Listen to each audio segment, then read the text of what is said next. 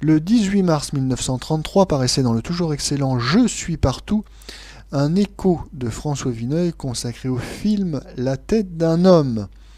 Avant d'écouter cette critique, nous allons faire un court résumé du film. La tête d'un homme, un film de 1932 de Julien Duvivier qui co-signe le scénario et les dialogues et qui également signe les paroles des chansons du film, avec dans les rôles principaux Gina Manès, la grande chanteuse Damia, Lynn Noro, dans la distribution masculine Harry Bor, Valérie Inkijinov et Alexandre Rignaud. Le sujet: un homme malade et se sachant perdu, il s'agit de Valérie Inkijinov, veut donner au monde un crime parfait. Il assassine une vieille rentière et laisse des traces chargeant un simple d'esprit venu pour la voler. Il s'agit d'Alexandre Rignaud. Maigret, qui n'est autre ici que Harry Bor, va démonter peu à peu le mécanisme du meurtre et l'assassin meurt en tentant de fuir.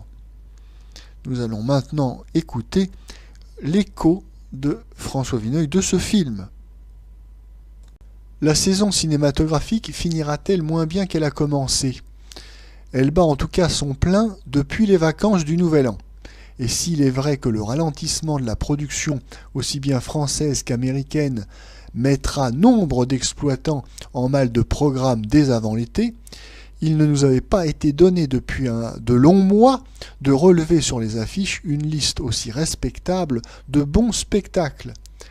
On notera d'ailleurs à ce sujet la concurrence grandissante que font les salles d'exclusivité, sélectionnant leurs films, aux grands établissements et aux circuits contraints de digérer le monceau des pièces photographiées que les studios français ont eu l'imprudence d'emmagasiner alors que la foule elle-même prend conscience de leur plate monotonie. Il y a beaucoup d'ingéniosité et d'adresse dans le film de M. Duvivier, La tête d'un homme. Le scénario a été découpé à la diable, mais l'illustration est presque toujours excellente. M. Duvivier reste un des derniers cinéastes français qui sachent composer leur mise en scène et leurs gros plans.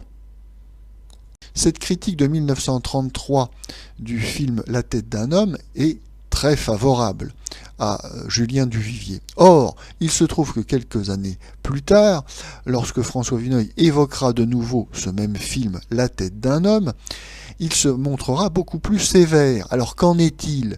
Est-ce que François Vineuil a changé d'opinion ?